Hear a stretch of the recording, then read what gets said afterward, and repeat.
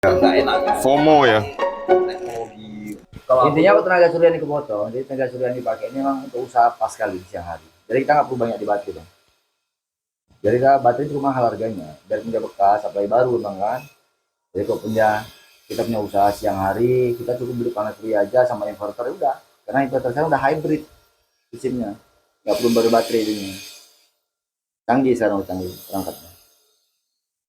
Dan ikuti zaman lah.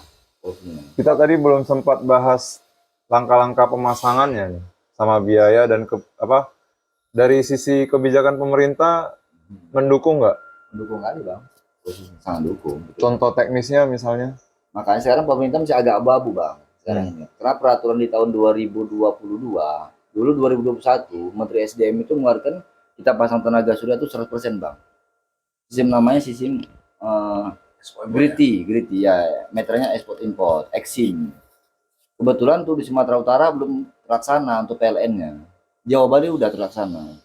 Kita nggak tahu pihak PLN gimana, apa memang masih nutupi karena informasi katanya masih surplus PLN ya.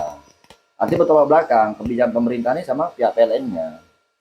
Kita terbuka aja padanya kan. Karena kenapa dulu 2021 peraturan Menteri SDM terbit posisinya. Sekarang terbit lagi 2022 boleh pasang tenaga surya 15% dari terpasang. Itu rumah bang 1000 watt. Kita boleh masang tenaga surya 150 watt aja. Artinya kan misalnya kita pakai PLN juga intinya kan 85%-nya. Maka kebanyakan orang sekarang berlari ke upgrade ke hybrid. Jadi ke hybrid itu kita penggunaan baterai intinya. Karena kalau kita larikan ke sistem grid itu yang ekspor import itu, kita tetap kena tarif 40 kW ya pakai tidak pakai. Nah itu, jadi Tetap ini kita. jadi apa namanya? Ini legal, dari sisi legalnya memang pemerintah tidak ada yang bertentangan dengan. Nggak ada. Kalau orang yang udah full ke solar panel, dia nggak ada hubungan ke PLN, itu juga Nggak ada masalah. kita, Nggak masalah. Kita tetap pakai off grid. Kecuali kita on grid. Kalau on grid itu baru kita berhubungan ke PLN, kita minta izin ke PLN. Intinya karena ada jalur PLN di situ bang. Nanti paling terlebih kita SLO aja, standar layak operasi. Standar layak operasi itu nantinya kan. Karena kenapa ada minta itu? Nanti kan karena PLN bilang ini ada jalur PLN. Kita tahu ngepek ke PLN-nya seperti itu, SLO terlebih SLO aja. Intinya gini, SL itu kan untuk keselamatan pengguna rumah. Ada eksiden, ada apa bang? Itu seperti itu ya. Maka terbit SLO khususnya.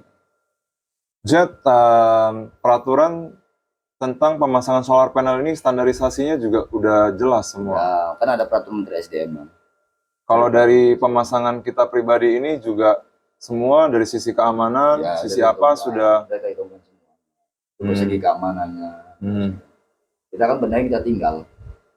Bukan kita terus tiap hari memantau bang. Artinya barang itu sama bang, timbang terima, ini barang yang pasang bang. Artinya sampai detail lagi itu sampai kita pasang MCB, arrester, anti petir, itu pengaman semua sampai kita pasang grounding. Sebab pengaman semua. Kita nggak mau sih alam yang gimana, namanya alam banget, kita nggak usah nangani kan.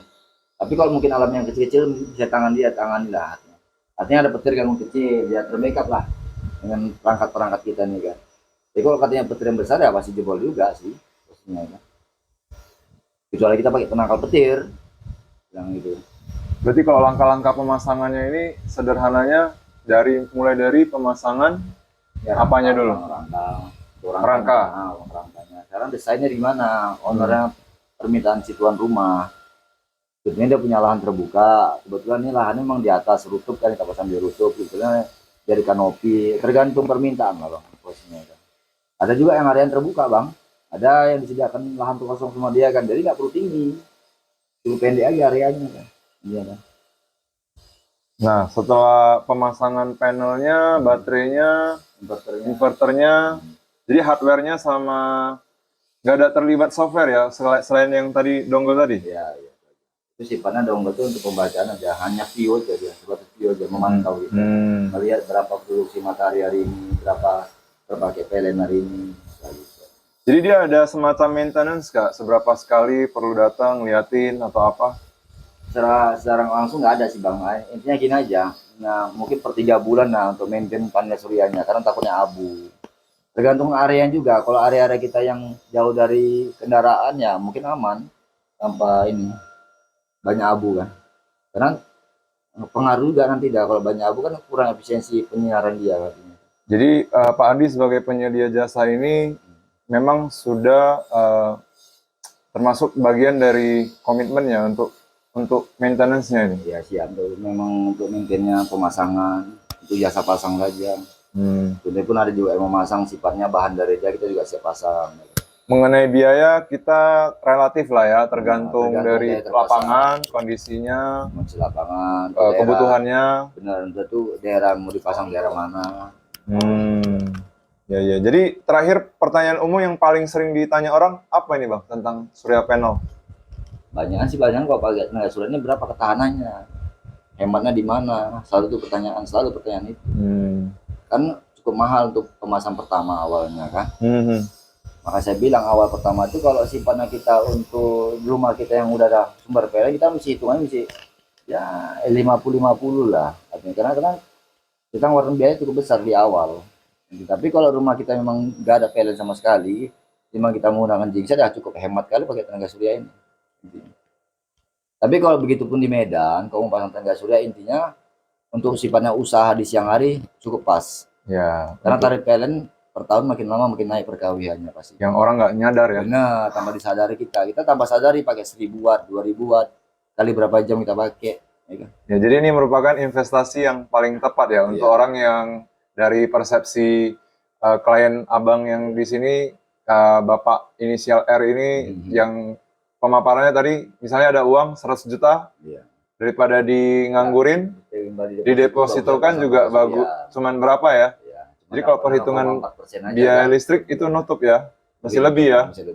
100 juta kalau 6% dibagi paling sebulan cuman gopek ya. Intinya gini, kalau kita dengan 100 juta investasi di tenaga surya, intinya kita bisa penghematan untuk listrik itu sekitar 1 juta lah, lebih kurang 1 juta rupiah lah untuk kita pembelian tokennya nilainya. Itu lebih kurang seperti itulah. Yang 100 juta lebih itu, 100 juta kita bilang, kita ngeluarin uang 100 juta, berapa yang kita dapatkan satu bulan untuk hemat listriknya? Sekitar 1 juta rupiah. Ya. Itulah gambaran kasarnya gitu. Jadi memang sudah saatnya beralih ke Go Green dan kita juga dukung semua program ini karena sama-sama untung ya. Ya, untuk pemakai juga untung, untuk yang penyedia jasa juga sama-sama lah. Jadi kita harap teman-teman yang pengen tahu lebih lanjut bisa konsultasi langsung ke saya atau ke Pak Andi. Oke, cukup sekian. Terima kasih. Burung Irian, burung cendrawasih. Oke, selesai.